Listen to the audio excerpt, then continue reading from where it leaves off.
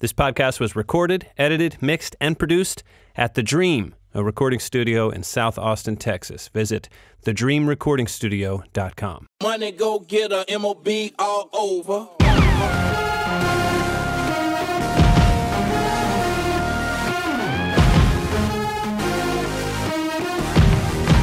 MOB all over. Welcome to episode 3. You're starting off strong with the timing on that. I know. Here. I love that song. I got too excited. Okay.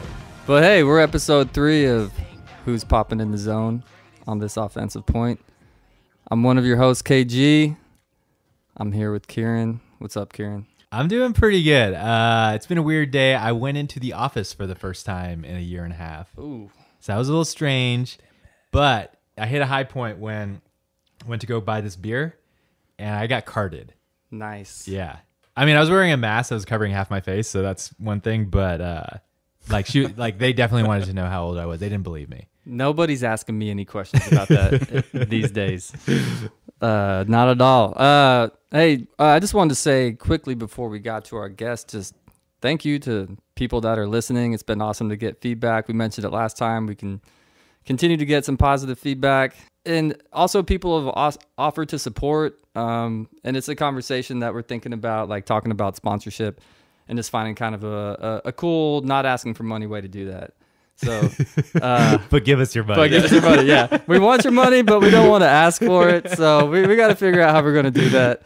But it is really nice of people to offer, and it feels good because it sounds like, you know, people like hearing these double wide stories, and not just double wide players or people that have played, but just kind of ultimate community in general. Yeah. So that's been really nice. Yeah, it's been awesome. Yeah. We have today with us in the studio Let's go. Max Cook. Welcome, Max. Thanks for having me. Man, it's awesome that you're here. Thanks for coming down and hanging out with us. I thought it was going to be episode 10 based on Tank's podcast. So, you know, moving up to 3 is We shoveled some stuff privilege. around. Yeah. We shoveled Yeah. some stuff around. Yeah, you're always part of my original 4 whenever I thought about doing this. You know, we talked about why Homie was on the show, why Tank was on the show, and you know, Max, you didn't play that first year, but I believe you've had what is the longest run in double wide history, playing from 2002 until 2015. Which I did the math. It's 14 years. It's not 13. Okay. I know it's weird, but it's 14 years. That's pretty impressive. Yeah, it was a lot of frisbee. It was a lot of years, especially with 2 kids. And so, yeah, it was great. Yeah, let's save that. Let's save that for a little bit later. Yeah, they're not that old. Save that for a little bit later. We don't want to get right to the climax of the show. Yeah. If you could, for the audience, who do you like to say? You don't know what you say? I don't know what I say. All right, America. Oh, America. Yeah. I'm sorry. Yeah. I'm sorry, America. I did not forget about you. Yeah. So for America, I'm a little shook right now. Yeah, I guess so. Okay. I should have warned you about that. Yeah. We didn't get that in our pregame. Max, could you tell us your full name? It's Ernesto Maximilian Castro Cook. Incorrect. Please give me the actual legal name. Yeah. Okay. Here's my understanding is that your full name is Ernesto Maximilian Nugguero Castro Short Order Cook. That's right. Okay. Right. I just don't like to throw those extra names in there because it gets. They're not on the birth certificate. That's right. Yeah. They're part of frisbee lore. I know we had like a life revelations moment with Tank. You know, everyone got to experience him learning about his nickname. How he got his nickname. We had to tell him. Yeah. Do you so the name Nugguero is shortened to Nuggy. Like Nuggy was a nickname that you had for a while. Do you remember how you got it? Whew. I mean, I remember kind of hanging out with you and Sean, and I know Katie Forth doing the Globetrotters. You know, it was just a beach tournament in Galveston that we went to. That was T-Buff. T-Buff. That's And- right. Yeah. Did we go anywhere else? It was just T-Buff, right?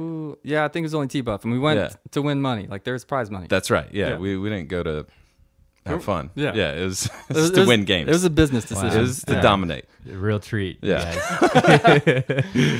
We could use some of the winnings right now. Wouldn't have to ask for sponsorship. Did Sean ever right. distribute the earnings? I mean, maybe we should hit him up. Sean McCall. I think he's been holding on to Dude, those. I'm fair. telling you, I'm collecting. Like, I bought beers in 2009 for some people. I'm collecting right now. Yeah, there's no statute of limitations on ultimate debts. So the actual origin of it, I don't remember how it started. I think it was just it was you guys were going back and forth about. Yeah, we just had to make up a name. Right. Yeah. Right. So it was just I'll tell it real quick. Like we were the Globetrotters. That was our name. We were wearing the tank tops on the beach. Oh, that's right. With Okay. the red, white, and blue wristbands and headbands, and we were looking for Globetrotter nicknames, like to take them from the actual Harlem Globetrotters. Katie found one. She was Sweetness. Yep. Sean owned an old Cadillac. Sean McCall. Sean McCall owned a Cadillac, and so he took the name Cadillac. And there's a guy, Greg Cadillac Anderson, that played on the Globetrotters. There's a Globetrotter named Paul Gaffney. His nickname was Showtime. Yep. And so then we went through the list of nicknames, and we're just trying to find ones that fit for you, like Flip or Scooter or whatever. Right. And there happened to be one that was Nuggy, and it was Nuggie. I've always thought of your Nuggy as Nugggy. Right. But then we were just having fun with it, and I think Sean came up with the thought that it needed to be short for something. Mm-hmm. And with your other names, It fit in. Nuguero It fit right in. for sure. And I think that's a good one. Like that's Yeah. a pretty solid nickname as far as Frisbee nicknames go. Yeah. Now that you say it, it all makes sense. Yeah. Right. And I remember all that stuff. Yeah. Not What the like Michael. What the actual fuck? Like, I mean, you did not remember that. Like, we're out here just telling everybody details about their life. Yeah. There's another segment called, I don't know what the best name for it is. I was thinking Life Revelations. That might be too deep. Okay, that's yeah. fine. But just for America. Now America knows. Yeah, If you've ever known Max as Nuggy, that's where it came from. I did not know that until Globetrotters. just now. That's Yeah. awesome. Yeah. So, if you listen to the show with Tank, you know that there's a segment called Stalling 10. Stalling 10. I do. All Yeah. right. You know the concept, right? Yeah. Ask some questions. Yes. Give some answers. So I think this Don't time, get stalled out. Right. would it work if I just count out loud? Like if I was just like, Stalling one. Stalling 1. Or that'd be I think that's gonna trip me out. Okay. I might fast count a little bit. Okay. So So I'll do it on my phone. yeah, 10 And then- seconds, huh? yeah. You got 10 seconds. It was a That's solid, coming quick. It was a solid 10 last time. You got no timeouts. Okay. We're playing with no fouls. No phone a friend. This is a no foul All right. practice. All right. Yeah. Wow. Yeah. And so I Best start practice. Ooh. I start the clock as soon as Kiran is done reading his first question. Got it. Whenever you're ready. All right. Here we go. Around backhand or scuba? Scooper. Denver Broncos or Denver Nuggets? Nuggets. Denver Nuggets or Dozen Ultimate? Oh, Nuggets. left or right? Left. All right. Emery or Cohen? 10. No, that's it. That's all. Okay. That's all. All right. That's all. Okay. Hey, you did a good job. Should we tell the left or right? I think we can. Yeah. Okay. Do you want to tell the left or right? How Oh, you remember man. it? Because this is a. Sure. I mean, Yeah. we try to avoid inside jokes on this Right. because of the broader audience. But Yeah. if you think you can tell this one, No, I think I can. I think I remember this one pretty good. And this is when I knew we were going to win a national championship also. This was like Yeah. 08. And I was like, we got 07, 08, we 09. got the stuff that's going to make us a champion. Okay, I don't remember the year, but this was a Live Logic tournament. Yeah. Right. So it was Yeah. Live Logic, and we had split the teams. I don't know. I think we had 2 teams that year. Doublewide had 2 teams. Right. 2 and teams then at that tournament. Right. And Live Logic was a tournament for those who don't know that we would bring other kind of elite teams in, and there was prize money. Prairie Fire was not elite. but- Well, they won that year. Goat came, Goat Yeah. came. Bravo came, yeah. Clapham came, Sockeye came one year. Revolver came. Yeah. Yeah. Revolver Yeah. came. Yeah. and that was a Shawnee Mac brainchild. Give Yeah, him for credit sure. for that one. For sure.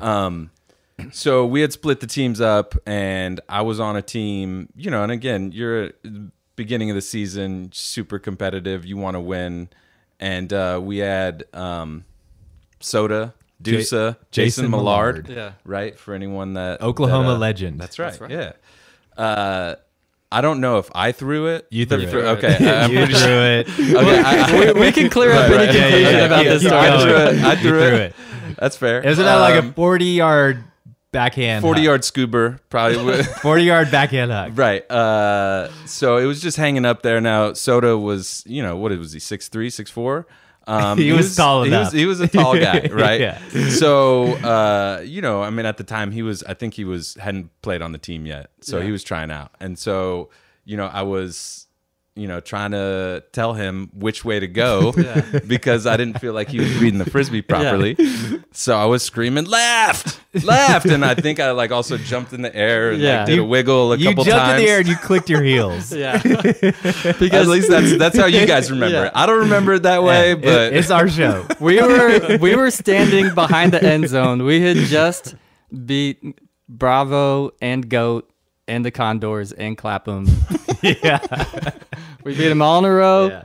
You were struggling Right. against whatever team you're playing, and you threw it. The disc was tending left, but all of Jason's actions were tending right. Right.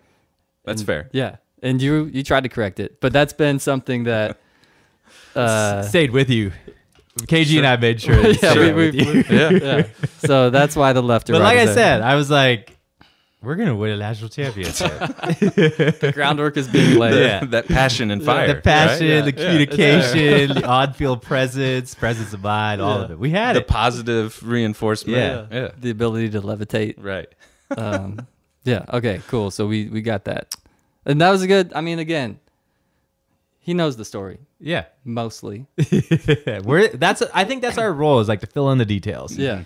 People are here. They want to know what happened in their life, and we tell them. And we do a good job. Yeah, that's right. That's right. Okay, so when we get going with our guests, all two of them that we've had previous to you, we've asked them a little bit about sports background. Yeah. And we talked the other night with you. We do a little prep for this, so it's just the smooth finished product that everybody sees, right? I knew you played high school basketball. I knew that, but I was surprised to learn about another sport that you did in high school. Could you tell us about that? Yeah.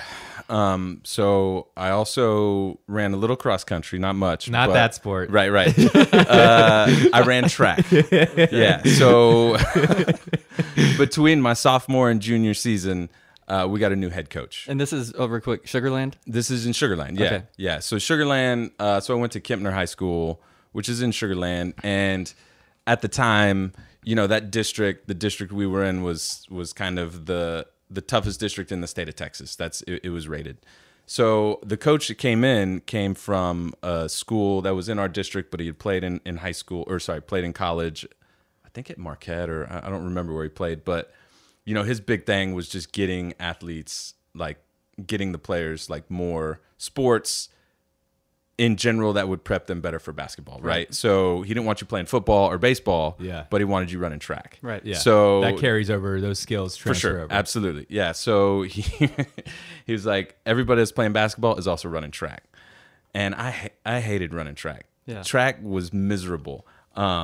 So to get out of half of the workout, I pole vaulted, right? So I was on the track team because the coach, he didn't, he wasn't checking up on us. Yeah. He just knew you were running track. So I pole vaulted my junior year in high school. I would imagine that you were probably pretty good at it. Oh, I was terrible. You were terrible? Oh, I was terrible.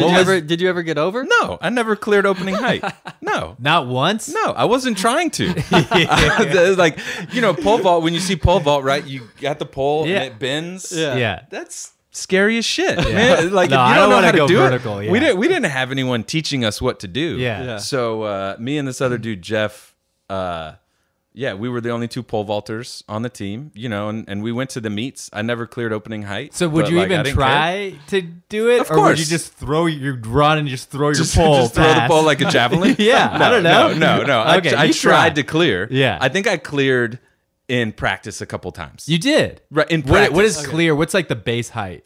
I don't know. I Okay. couldn't tell you. Maybe it's like 7 feet, 6.5 feet. I don't know. Scary as But yeah, when you're running with the pole, Yeah. you know, and you hope it doesn't break. Yeah. Yeah, for sure. you So, but I didn't have to run Yeah. all the workouts that all the Okay. other kids had to run. Did that translate over to basketball?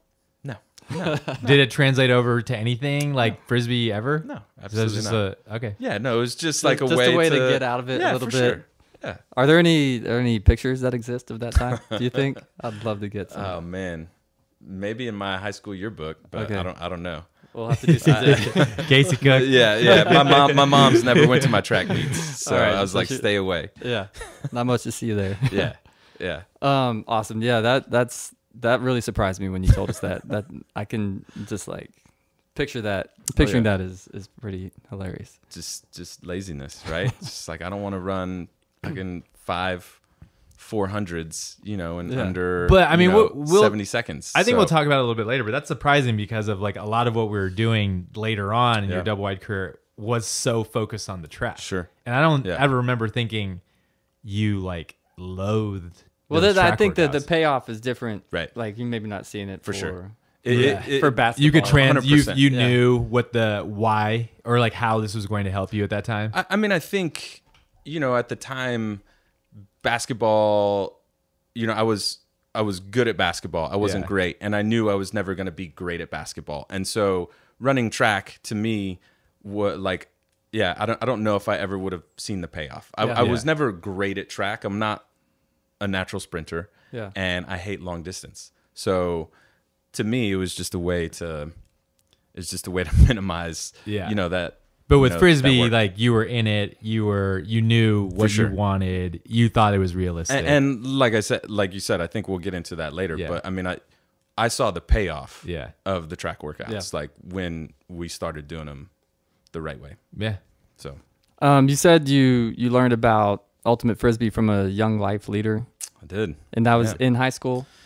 Yeah. So I did Young Life with some buddies, Yeah. you know, I mean, which is just kind of a Christian organization. And he was always coming to the Young Life meetings, you know, like kind of at the end of my senior year, and he's got like his knees were all cut up, and he had, you know, strawberries on his elbows. And I was like, James, what are you doing? Yeah.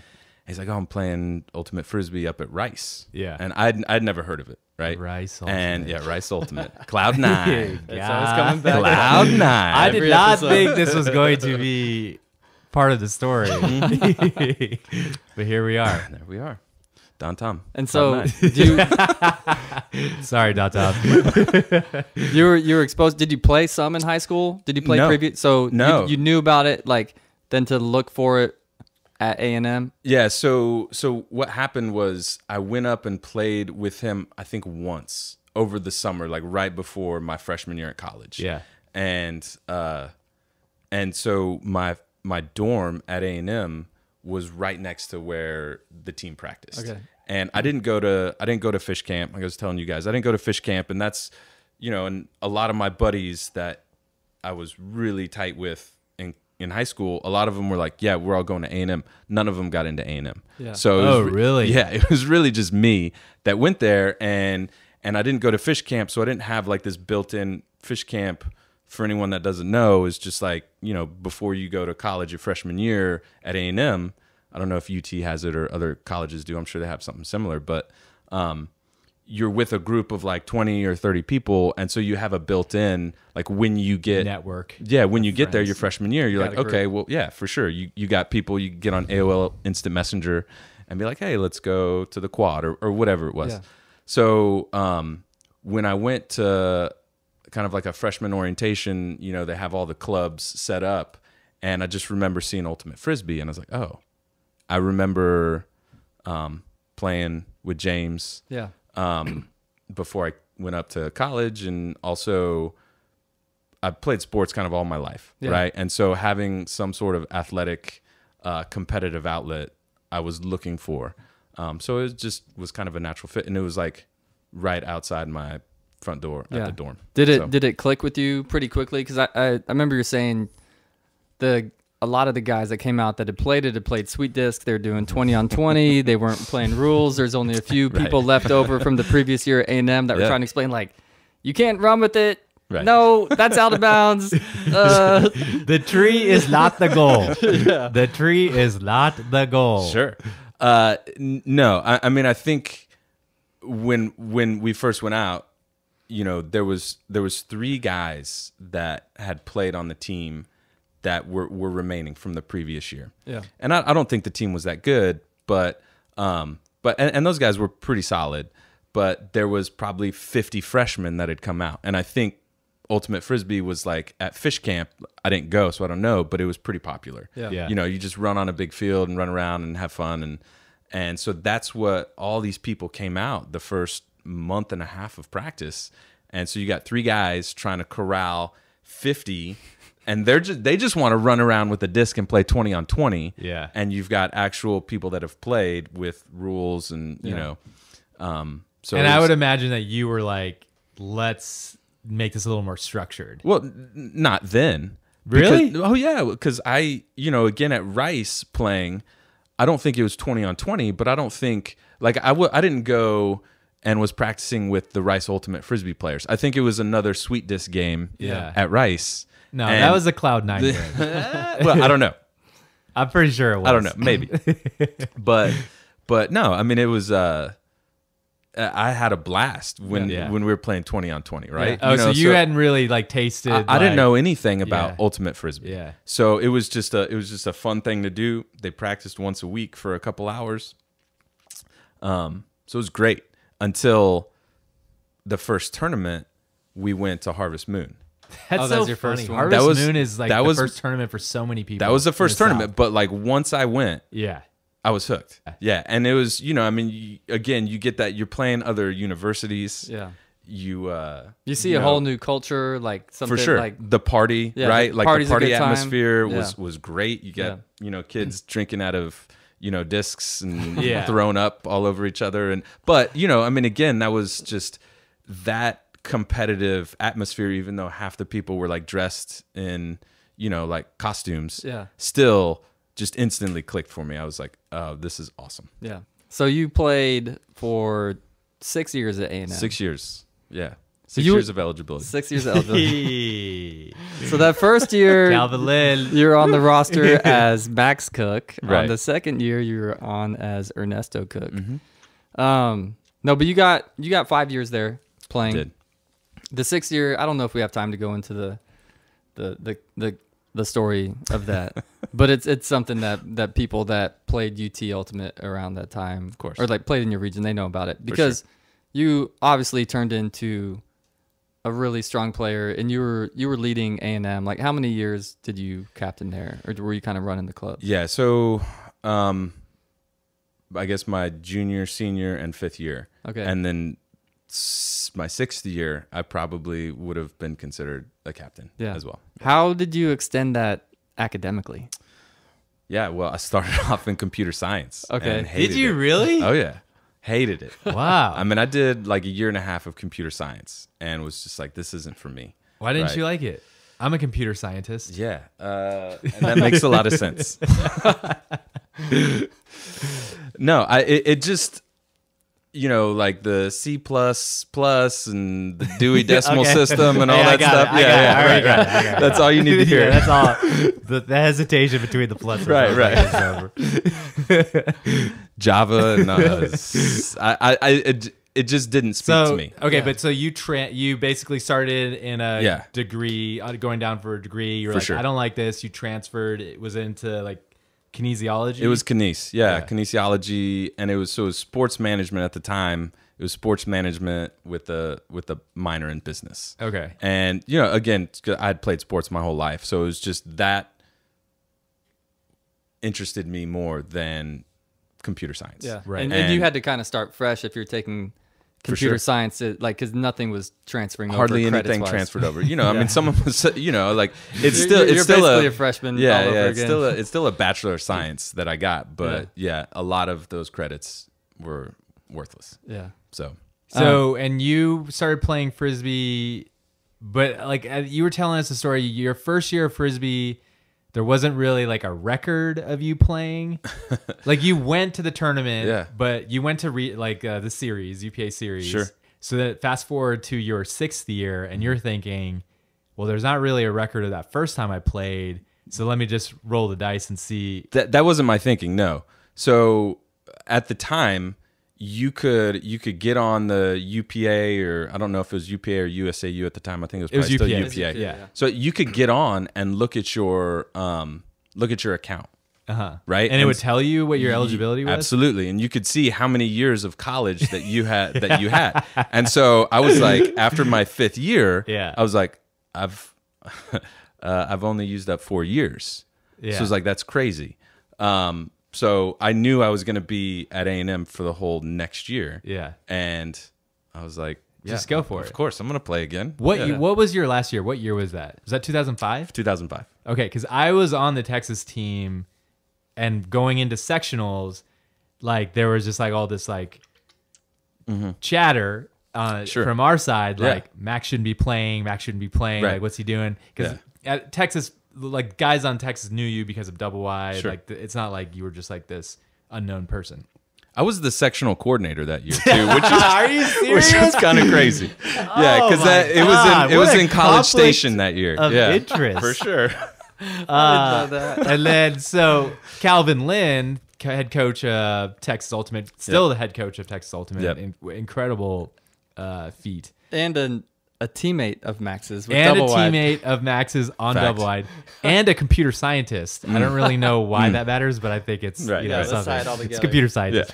He calls you out on RSD, and does he email Will Devers and is like, Max shouldn't be playing? I don't remember that. Honestly, I probably. Yeah. I mean, probably, but what I remember was I got an email from someone within UPA. I don't know if it was Will Deaver or someone associated with Will Devers was a roster. former Bravo player, but also like heavily involved with like UPA organization. Yeah, he was the director at the time, I think. for the club and college. He ended up being at some point. I Yeah. think. Okay. But he's like the guy that would be like, For yes, sure. you can do this, or no, you Right. can't. Yeah. So they emailed someone within UPA emailed me. I was like, "Hey, we're getting this information that this is your 6th year and you only have 5.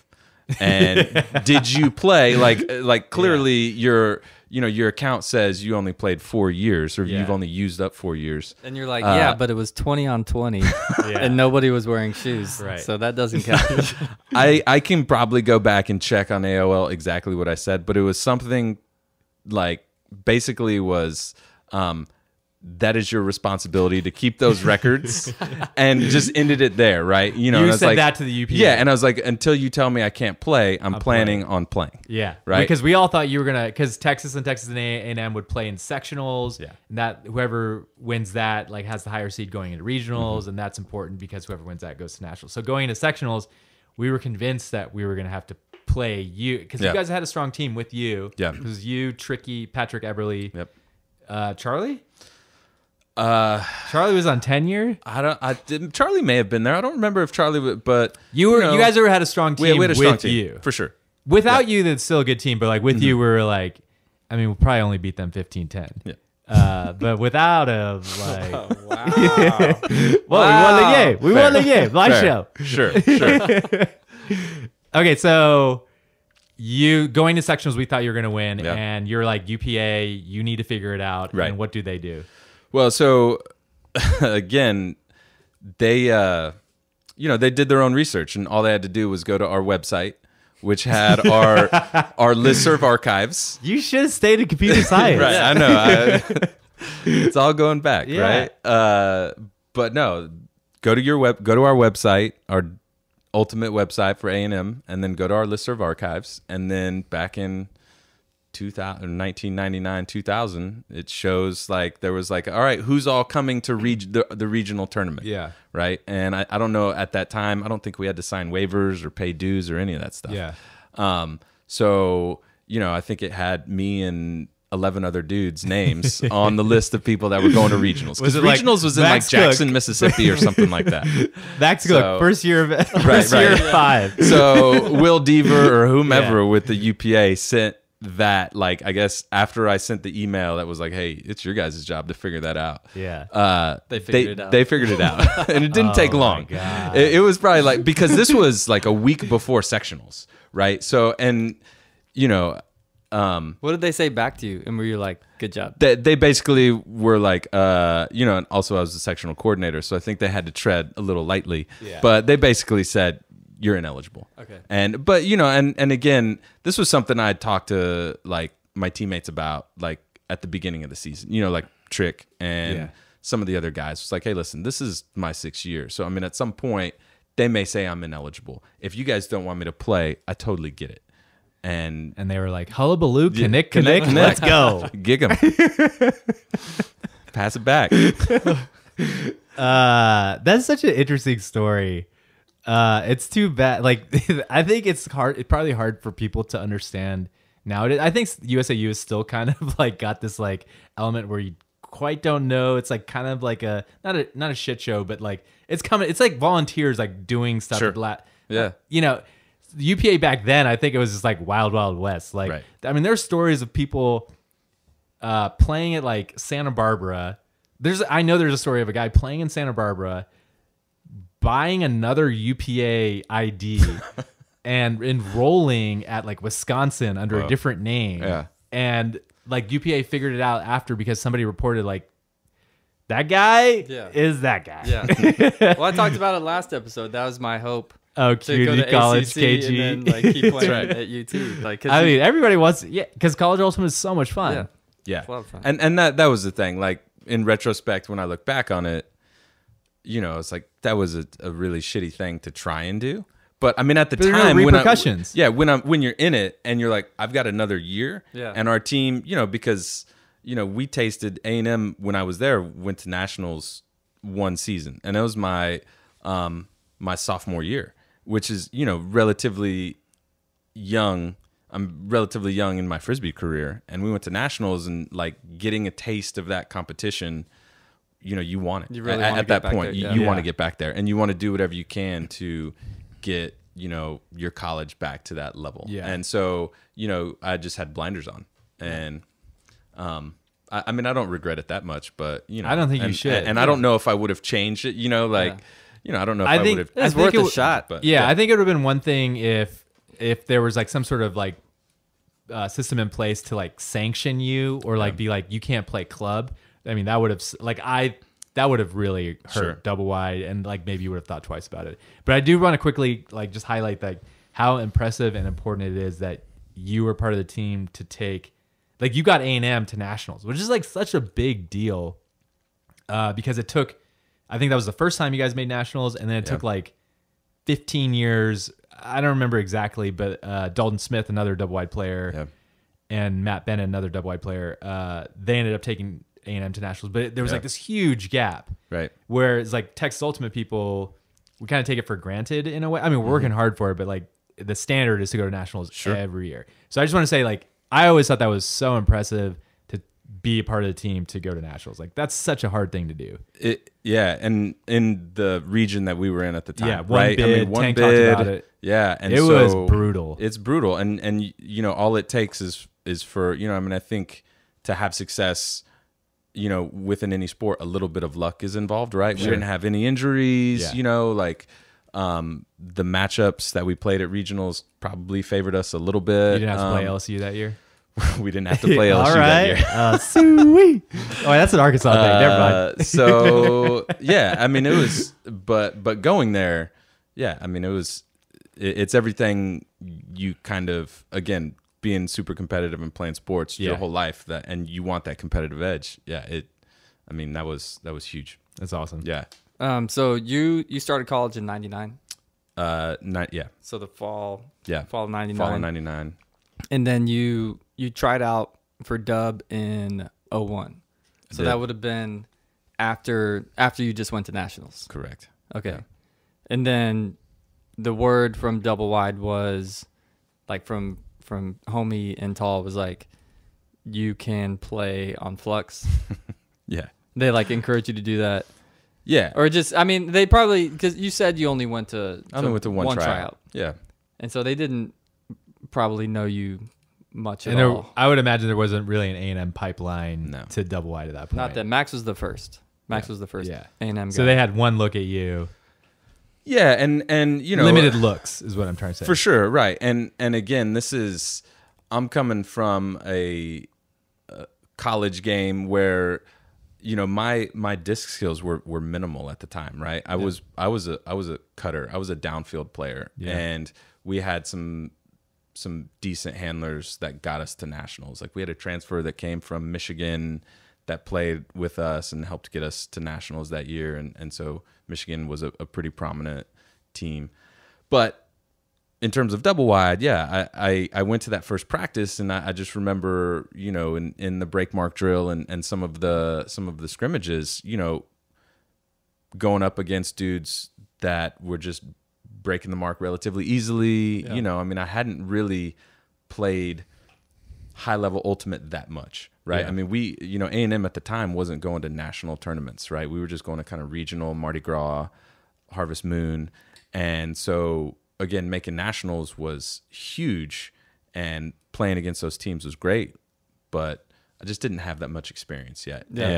And so, yeah, after the first tryout, like, I don't think I showed too well. Right. And, you know, Homie and Tall were like, hey, you know, we have a second Austin team, you know, and we think it'd be the best fit for you. Yeah. And it is probably an accurate statement, right? And I think part of me was like, I'm not playing on a second team, but also like an out of town team. An out of town team. Like, I'm not going to drive and come to camps or do whatever's required to be on the second when team. you could get better with your boys For sure. back home with A&M. Absolutely. That makes sense. Yeah. What was your notion of club ultimate at that time? Like the open scene. Had you really seen any of it? Had you No. Had you played on any like other team at a tournament? Because I know like I played on some teams before Doublewide. Like I think I mentioned Good Flow in the first episode. So I'd seen these teams that I knew they were like really good. I wasn't at that level yet. Had you when done you were on the anything like college that? team, you didn't play like club sectionals? No, not my sophomore year. Okay. No, I mean, we were, maybe we did. I just don't remember, honestly. Like, you know, we went to, again, just kind of some regional, like up in Denton, like Jingle Bell Hell, right? We'd go up there, right? And you know, so when That's you talk actually about, why I hate Rice Ultimate. We can get to that another time. well, you know, you're playing some of the Dallas teams. Yeah. You know, And some players. and a lot of the co-ed Dallas they're players still- are studs, right? Yeah. And Jingle Bell Hell's a co-ed tournament, right? So I think my perception at the time was like, club sucks. Yeah. You know, because they're a bunch of assholes. Yeah. At the time, Yeah, right? playing a little differently. I had the same feeling. Yeah. The first time I was on a call, I was on Tough. We played club sectionals against Doublewide, and I was like, I hate these guys. You guys are wearing your Stars jerseys, Sure, yeah. and I was like, what? This is it's too much. What color cleats did you have on at this point? Were you blue flashing? I think it? I had blue flashed out. I think I was in some TDs at that time. Okay. You were TDs? I was always wearing TDs. No, but at that time when you were yeah, hitting us, I was TDs early. I was Okay. TDs all the time as well. Yeah. And only because like I went to Play It Again Sports in College Station and got some shitty TDs, but Yeah. they were great. Like, I always thought lasted they my whole sold season. donuts there because their stupid logo is a donut. And I'm like, I'm not going there to get athletic. I want cleats. I don't want donuts. Okay, about your cleats. Why did you always warm up with your laces out? I don't know. It just felt more comfortable. Because I saw you doing that and I started doing it. did it work for you? Did you break both your ankles? No, I always felt good. My feet, Yeah. like I always felt fine. But you always like had your laces out like perfect. Your laces weren't dragging on the ground. See, mine were like super tight, and my laces were like a foot behind me. Yeah. So So we had were them wrapped up a couple times. well. We'd underneath. jog around the field. Tripping. Other teams are like, "Hey, your shoelaces are untied." I know. I know. It's my look. I'm doing this for a reason. Max does it too. He's really good. He's doing it. So you don't know why you did that? I knew because again, I mean, this goes back to like, I I didn't want to run the full track workout in high school. So you were pole vaulting lazy, with your right? shoes untied? So I was like, I don't want to untie my shoes. Like once I tie them, I'm not gonna untie them till I take my cleats off at the end of the day, right? So like in between games, whatever, and it just, I don't know. I tied my cleats pretty tight. And I just, I don't know. I just felt better. I'm so glad I never asked you this while we played together, because I'm pretty sure we would not have won a championship.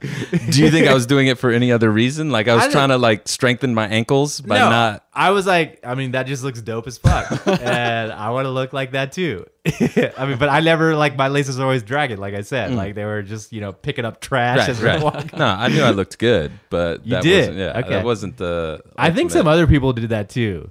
That laces untied because of you. Hey, fun fact: his shoes are untied right now. Yeah, hey, It's true. I don't like to tie my shoes. Hey, That's right. They got bands, you know.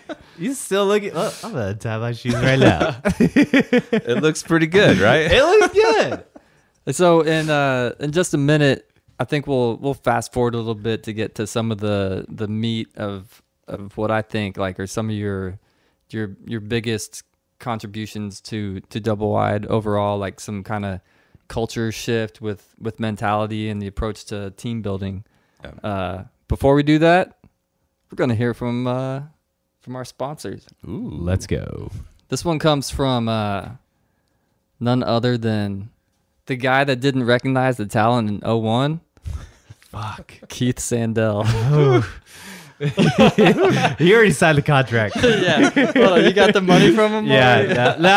But by the time this airs, we'll be fine. Yeah, we'll be good. Well, maybe I can spin this into like now he recognizes talent with the 40 draft beers on tap at Haymaker. 26 drafts at BSL with mostly Texas beers. Did you say 26? 26 at Black Sheep. Woo! But I said Let's 40. go to Black Sheep after this. There's 40 at Haymaker. 40 at Haymaker. Let's go to Haymaker. Let's go to Haymaker. Let's go to our houses. That's right. They're the premier spots in Austin to watch any and all soccer. They have the best wings in town. I think that's certified by Wing Nation.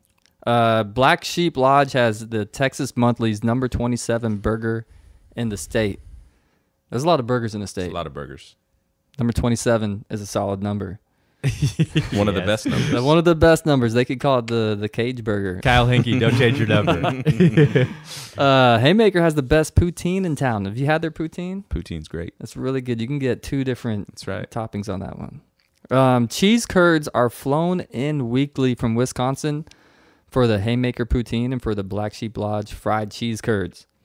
Both bars have great patios and are great neighborhood bars that show sports, and you might run into Homie. Yes. Founder of Doublewide. Ask for Homie when you get there. Yeah, and ask him how he's doing. Fantastic. Thanks for asking. Ooh, I have some good memories from Black Sheep and Haymaker. We went to Black Sheep when we got back into town after winning. We had our like party there. Oh, yeah. We've had so many, like we've had alumni events there. Baggers Hall of Fame.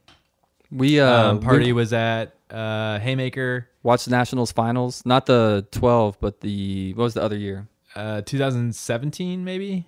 The second time Doublewide made finals. Yeah. We watched it. Yeah, Homie put the USAU finals between Doublewide and Revolver on TV. Yeah. Definitely great places to support. Like really cool to know the guy that's running it. Yeah. For sure. So thank you, Haymaker and Black Sheep Lodge and Keith, Homie Sandell for the ad. So let's get into the meat. The meat. So we know a little bit about like, okay, 01 you didn't play, 02 you played, we didn't make nationals. Right. Any thoughts on that? Like when you first year, I think I remember saying to you afterwards, like after we lost, I was like, well, 1 year you didn't play, we made it.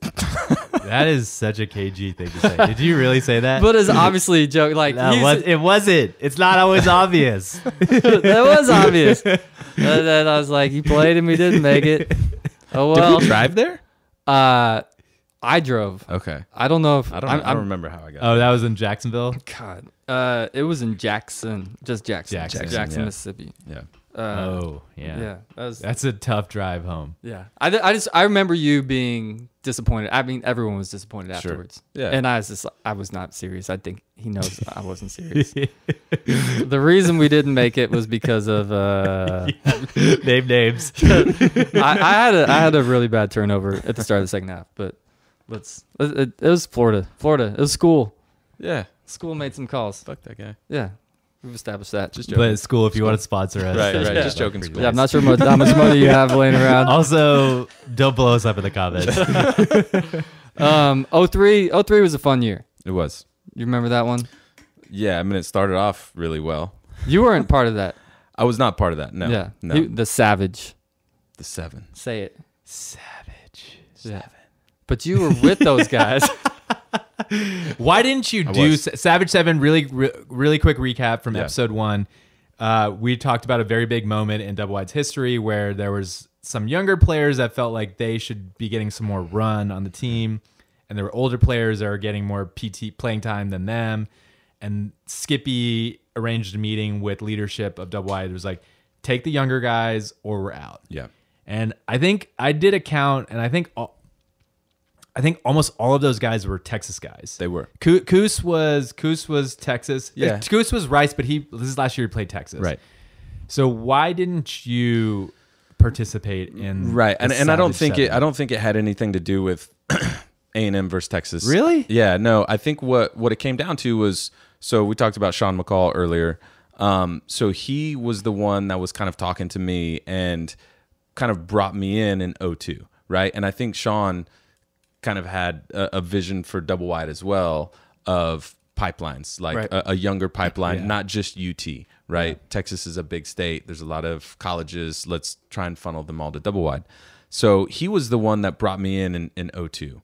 And him and I had numerous conversations, and I remember going to some of the camps in Houston and stuff like that. And I just felt like Skippy approached me and was like, "Hey, this is what we're doing." He never told me, this is very Skippy-esque, right? But he never said it's going to be an ultimatum. Right. He was just like, "Hey, I want to get some of the younger guys and go to the leadership and say, hey, we would like to be a package once." And I just told him, I was like, "Listen, Skippy, I had a blast playing on Doublewide in 02, and I can't do that to Sean." Right. I was like, I can't do that. He brought me in, and that, I was like, that to me would be kind of a slap in the face.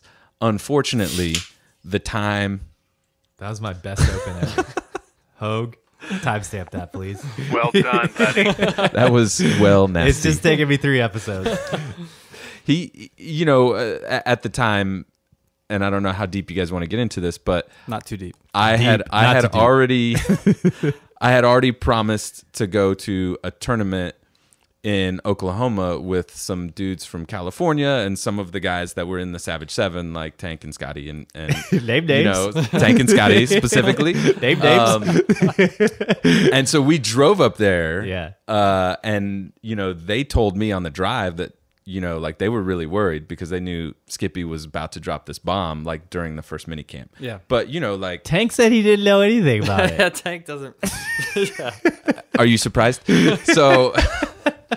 So yeah, I mean they were kind of a little worried. Well, I know Scotty was for sure. Yeah. Tank was, who knows what he was doing. But yeah, no, the whole reason wasn't A&M versus UT versus any of that. It was really just I didn't think that would be right for me to do that to Sean. Yeah. Well, So- the year ended up working out for us, and we've Yeah. talked about it a little bit.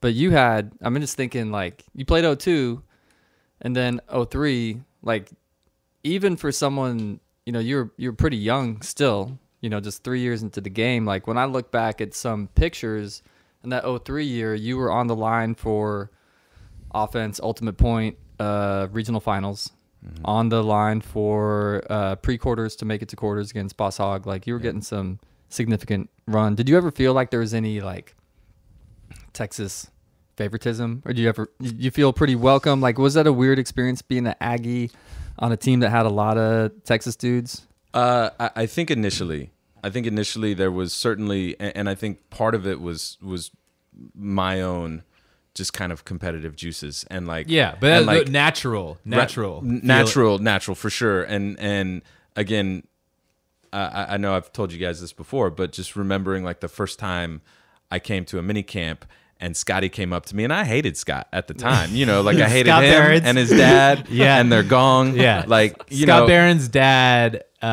would bring this gigantic gong. I wasn't Right. playing, but there were pictures, and Yeah. he'd bring the gigantic gong onto the sidelines and just smash the hell out of For it. sure. Yeah. And the Barons are how do you say, in your face?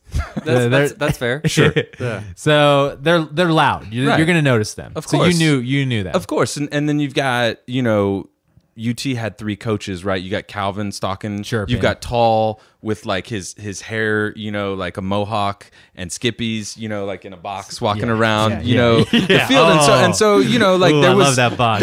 there was an animosity, you Yeah. know, just like a natural rivalry. And so when I first came, And you're about to play with all these people. I'm about to play with all of them Yeah. for sure. And I remember Scotty at the first practice was like, well, I don't remember exactly what he said, but he's like, I bet we're about to get teammates, so we can't fucking hate each other anymore, or something. Something to to diffuse it. to diffuse it. And Yeah. it was the best thing he could have ever done, Yeah. because right then, you know, and Tank was there, I think, with, you know, just like a big smile. Yeah. He So it didn't was know great. who you were. Right. He'd never No, met you before. yeah, He's yeah. like, Oh, you play? Oh, that's awesome. oh, you're playing with us? Right. You're on tough 3-on-3 tournament. Are you coming out but- for fall? To Scotty's credit, like I think he is really good at stuff like that. Yeah. And I think there are people in double. I think you're really good at that, and we'll touch on that, like with bringing in other players, and making them feel welcome on the team.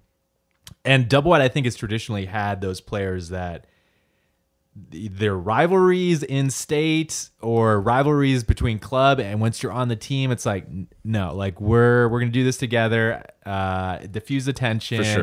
let's Yeah. start working together. Right. And I think that's part of like the brotherhood the well nasty brotherhood that we talk about. No doubt. Yeah. Yeah. So to your question, I never thought that there was favoritism. I really thought that like it was weird initially. Yeah. But I thought that, you know, my playing time, you know, was just based on performance at practice and what I could bring on the field. Yeah. Yeah. And you played, I mean, you had a major role on the team for 14 years, which is crazy. It's not like you chose to stop playing. It's not like you were asked to or were being phased out or Right. anything like that. I was always impressed with your ability, like your fitness, like your ability to get back in shape. Like even when you played Seoul, you like haven't played for 5 years, and then all of a sudden, like one game you're looking a little rusty, maybe, and then the next one you're making those handler cuts that nobody could stop for a really long time. So made natties in 03. That was awesome. Yeah. Like Huge. great feeling. 04 we were there. I think we were 10th. 05. Fifth, or we were quarters. 05 we were quarters. I mean, we must have. I think we finished. tied for. We finished seventh. somewhere where we qualified for Worlds the next year. Right. Okay. So yeah, but we eventually got to Worlds because A lot of a teams lot of people bailed. said no. Yeah. We were top. We finished 16th. It almost came down to that. Yeah. It almost came down to that. And then 06 we didn't make it. Yeah. You know, we don't have to go into detail, but there was a change. Like that year, Tank and I captained 06, didn't make natties, went to Worlds, and then we came back and it was you and Scott and Sean. Yep. And I think that year there was a significant change, like hard decisions were made. Yeah.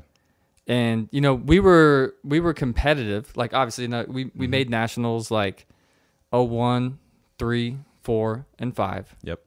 Missed in 06. And then there's some like big roster decisions made in 07. You want to speak to that a little bit? Sure. Yeah. So, I mean, I think it kind of came down to after regionals. We didn't make nationals, but Worlds were in Perth, Australia, in the fall. Like, I mean, it was late. You know, it was after nationals, but it was like November. Or, Yeah, I don't I think it was remember November. exactly when it was, but you know, Shawnee and Scott both went to Perth, and you know, I mean, I think we just had conversations, and after playing, you know, I mean, it was my, I guess, 5th or 6th year on Doublewide, and I had captained A&M for, you know, 10 years. plus years, and you know, like I was one of the captains on my basketball team in high school. So I think a leadership role was just, like I felt comfortable doing it. Were you SAC? Did you SAC before captainship? I did. Okay. Yeah. I think I was only SAC for 1 year, maybe. Okay. SAC is Supreme Advisory Council. That's right. Check it out in Double Talk in Yeah. our YouTube playlist. Basically, like advisors to the captains, like keeping Yeah. that connection between the group and the leadership. Yeah. But I think, Doublewide, when I first started, there was a lot of, especially in like 02, 01, 02. I mean, it was a lot of the older players that were skilled players in Austin. Right. And they were very good. But when you go to nationals, we kind of get, when you start playing like the top level teams, we couldn't compete athletically. Right. And so I think we had a vision of going younger. Right. And knowing that going younger is going to, there's going to be a couple tough years, right? Like we're going to go young and these guys are athletes. They don't have the disc skills and we just have to be prepared for that. Yeah. And so, 07, we had kind of, the three of us were captains. We got voted captains, and then going into tryouts, what we wanted to try and do is communicate with, some of the older guys and like, hey, this is what we're looking for at tryouts. This is what we're looking for at, Live Logic and everything. And we can't just be you can't be a one-dimensional player. That's not, if we turn it, you're going to have to help us get it back. Yeah. There's an expectation to get it back. Exactly. And so we had a couple guys that were just stellar with the frisbee, or the dodgeball. But whenever there was a turnover, then they became a liability. Yeah. Right. And so that was the most difficult. I think kind of that year, we had cut. I mean, it was probably, there was a lot of young guys that came out and tried out, and I remember that there was one dude in particular that was an Austin, like institution, playing frisbee, and he had been on the team from inception, and he was kind of on the line, that we had decided, okay, well, certainly he's good enough to be on the team, but we're looking to go younger, and so should we take him or should we take this other player That will develop. over time? Yeah. He's not going to be able to do the things that he can do on the field. Are we saying names? Yeah, I mean, so think we should it's say names. Stu Ford, right? And Stu's, like one of the best guys around, right? Yeah. Everyone loves Stu. Yeah, right? Beloved. camaraderie off the charts. 100%. Like you say it, like if you're talking about in other sports, like great locker room guy. There's no locker room in Ultimate, but like a dude that you have on the team For sure. and everyone loves him. Everyone But loves him. also, like really good player, like an Amazing ace, player. An ace. Yeah. He lefty. Yeah. He was in some plays like the primary handler, like an ace. Yeah. is He what I broke would the say. mark with Yeah. ease. Yeah. He hucked really well. Yeah. He was like the hole, as we Yeah. used to call it. Yeah. Like Yeah. you catch the frisbee and you throw it to Stu. Yeah. And he's going to initiate gonna the go to play. work. He's going to Yeah. initiate the play. And so Scott and Sean, were like, listen, I'll take these other 30 people that we have to cut, But you got to call. but you got to call Stu. Yeah. And and I think for Sean, I remember it was really difficult for him. Yeah. Because he was like, Stu can still be on this team. He Yeah. can still be, a contributor, and But he like could a have 5-year plan, For sure. Maybe not. right for the long term of Doublewide, and again, who knows what would have happened if we took him. Yeah. But we probably wouldn't have got last place at nationals. Or I don't know what we got. we got 14th. We got 14. Okay, Yeah, we're 14. solid. all right. We're So, solid. but that was a tough call, man. I Yeah. remember I called him. He was playing poker. It was a man. late night. Not expecting And that call. yeah, I mean, and it was like 30 seconds, Yeah. and he didn't want to talk about it, Yeah. and I was just like, I wanted to talk more about it, and Yeah. he's like, all right, I great. found that when I cut people as a captain, I was like anticipating like the conversation, like the why and the like, who are you doing this stuff, and Yeah. it was just like, okay, yeah, like okay, yeah, okay, bye. I called him while I was in traffic, so I was like, "Hey, I'm really sorry." Bah! Get out of the way. you're cut. I probably could have done that differently. Sorry. But that's tough because I know, like, you know, personally, I was close to Stu, so that was tough for me. Like he and I were really close in the years that we played, and then you even got backlash not for that cut but for another cut. I remember like being at a tournament with you and having someone that was on the team that was friends with other people. Like, people are coming up to you as a captain being like, why'd you cut so and so? Yeah. And you're like, because they sucked. no, but it's like, it's just such a thing. Yeah, it's like, a hard choice, and it's because stuff that's still happening today, I'm sure. Because, like, I mean, we talk about like some of the things that attract us to the sport, and it's, you know, the social dynamic is part of it. Yeah. But then when you're putting in time as an elite team and you want the team to do as well as it can, then you really have to start making these tough decisions. Sure. And it's tough because just because you make that decision, you're doing what's best with the team, you're still then hanging out. You're going to run into these people socially. No doubt. And it's not like, Helm used the phrase with the Savage, like water under the bridge. Like, it took about 10 years for that water to get under that bridge. Sure. And so, because these are your really good friends. Yeah. And so it's almost Stu, like Stu for a while, like, you know, I think when I saw him wanted nothing to do with me. Yeah. And I mean, I understood it, you know, again, because it was part of his social scene, right? Yeah. You know, like doing for 6 months out of the year, you know, you're practicing, you're with your boys, you're training. it's like a breakup. Yeah, for sure. Yeah. Yeah. So that was tough. There was two that I distinctly remember cutting people. Yeah. And one of them, like Stu's, was by far the hardest. Yeah. The other one had kind of other implications that maybe hurt the team. Yeah. And it all stemmed from cutting Stu. Yeah. Honestly. Yeah. You know, because we had made that decision to not have one-dimensional players. Right. And so another dude from Dallas that we ended up cutting. Oh, yeah, I know what you're talking about. We ended up cutting, and, you know. I don't think we should go there because, like, it's going to be obvious. Well, no. I mean, we thought he was more of a one-dimensional player, Right? And there was kind of other reverberations like that changed our ultimate roster for that season. Yeah. And it all worked out. Yeah. You know, like the next year. But it's part of like the growing process. For sure. You know, so like in doing this podcast, like you know, you kind of talk through some of these things, and you hope that, you know, if there are people that are running teams or interested in having teams, like these are things that come up. Sure. You know, known as like it's all happening now. I'm Yeah. sure there are college kids that will be like, why are these vets playing over me? Right. Let's have a coup. Yeah. Yeah. Savage. But like Don't do it. Like the hip and double wide thing is like, all right, Yeah, that happened later. How can we incorporate a flying shark into the double wide logo? It's like, you fucking can't. The logo's tight. Just fucking Don't leave touch it alone. Don't touch it. Hey, okay, can we take a timeout? Yeah. And Hogue, what's our time check? What are we at? I think we're at 10 minutes. Oh, damn, he's right. You're at 10 minutes. 10 minutes left? But here, let's come in and talk. Okay.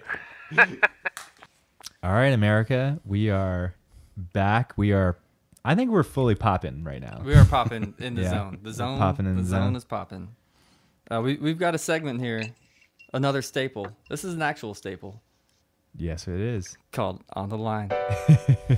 But before we let's introduce just kind of the concept, but about like who we have on the line. Max, we were talking about forward looking as a captain, and did some recruiting in his time. Yeah. You know, he's a great talker. He knows all the waiters and waitresses' names at all the right. restaurants. Yeah. You know, right. he's making those connections. You're the last person at the party. Easy to talk to. And turns out he's got a great voice. Yeah, I'm a little jealous. But Silky that's okay. smooth. Better than ours. But we've got, you know, like your first recruit was probably Trick in 03, bringing him over with you from A&M. Like Patrick Tricky, Eberly. Like talking to the captains, like, you got this athletic dude that could help our team to like fill a hole, just like this high-flying defender kind of guy. For sure. And then later on, like as a captain, you were instrumental in bringing in Kurt, which opened up doors for Florida guys coming in to get Brody and Tim Garrett, Cole. Who else came over from Florida? Those are the main ones. Chris. Yep. Oh, yeah, Chris Gibson. Chris Yeah, Gibson. Chris Yeah. brother. Then we talked about Jake Anderson, K. Rich, Kevin Richardson from Yeah. UNT. Yeah, getting that, like some of that athleticism, the height that we didn't have Yeah. in Austin locally. Max was able to reach out, use his smooth talking, and, you know, just being an awesome guy to play with and hang with anyway. Yeah. And then we've got someone on the line that you even recruited post-captaincy, Oh yeah. right? So you didn't stop. Kiran, you wanna introduce him? Yeah, we on the line right now. We've got 2-time college champion Alex Thorne. Oh baby, club champion too, right? Club champion. No, that never we did. happened. Damn it! God, just cut right to it. We did. I'm sorry we didn't get done 2013, Max. Alex Thorne and Tyler DiGirolamo, college superstars, club superstars. They had just finished. Alex, you had just won your second college championship. You were doing the next gen tour.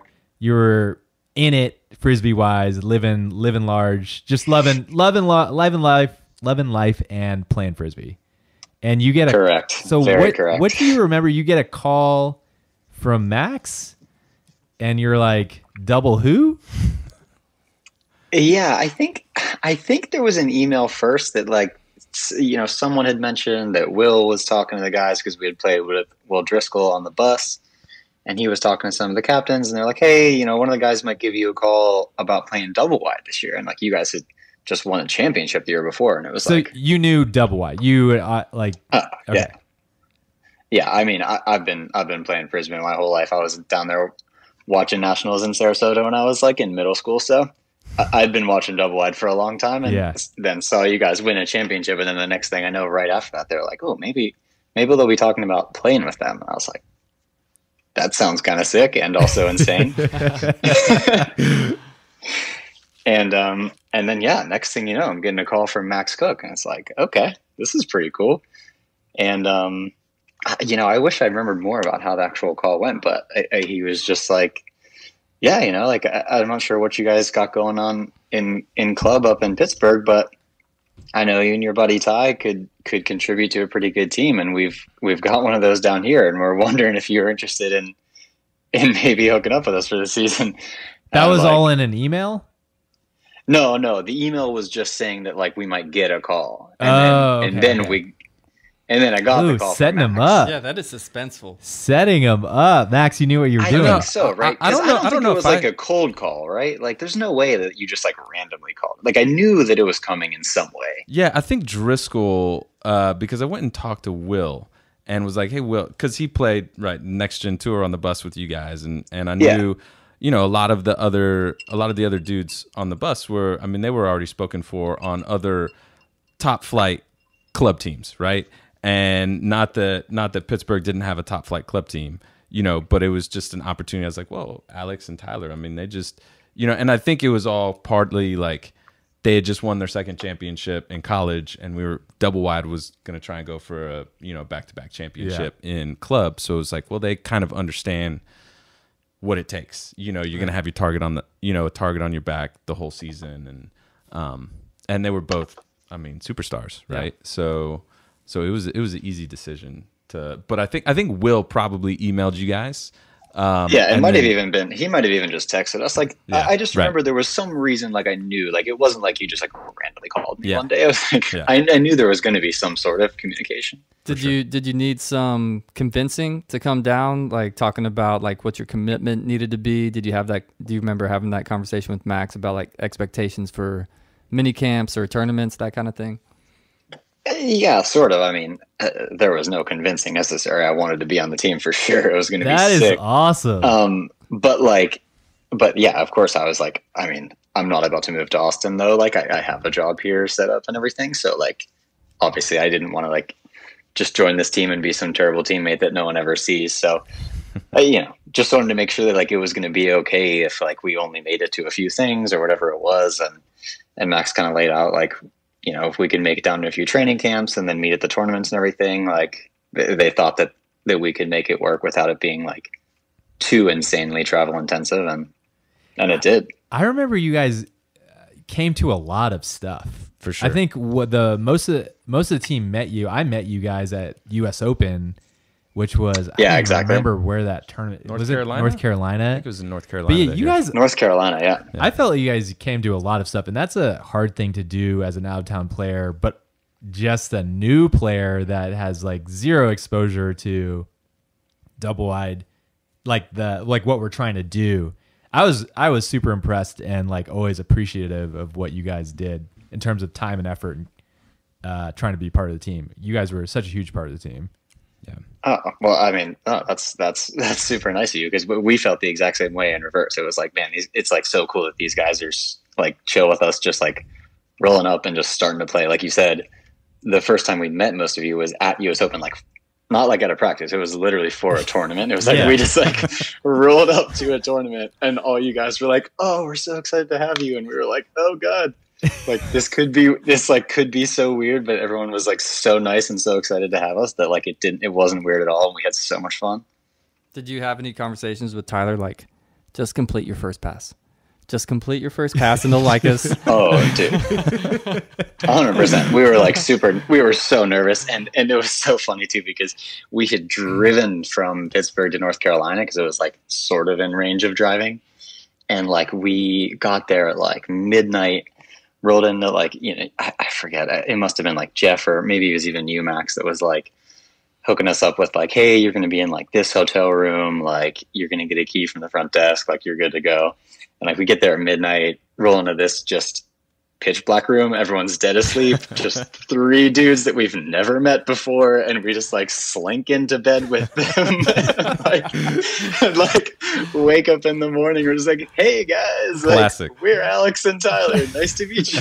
Hope we got the right room. Man, that would have been crazy if we accidentally put you in like the Ring of Fire room or something. Like, how'd you like? I guess it would have been a hotel, but like, how'd you like? You're hoping you see a Doublewide jersey or something. You're like, yeah, we got the right room. We were like, yeah, this better be right. But that whole last hour of the drive, we were like so nervous. We're like, oh my God, like what are these guys going to think of us? This might be so weird, but like it all worked out, obviously. Man, that's awesome to hear that you guys had like that kind of, I don't know, because whenever you make those calls, whenever you talk to people, you don't know, right? Like a lot of people just want to play with their college teammates and their buddies, right? And so I didn't know that you guys were super psyched to play on the team, but it was a blast playing with both of you guys, and you guys kicked ass the whole season. I was like, I think Kiran and I have talked about this in Cage as well. I think that probably was one of our most talented rosters, like talent-wise, and it was such a bummer how it ended,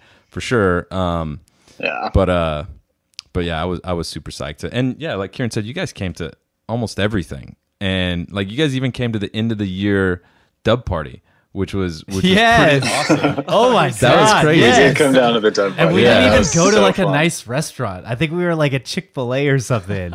And No, that's we a were lot. at like a Thai place. Yeah. Okay. Thanks, Alex. I think it was pretty nice. It was nice, but I'm just saying it was just like you guys didn't have to do that. And I remember being like, man, these guys just like paid so much money. Yeah.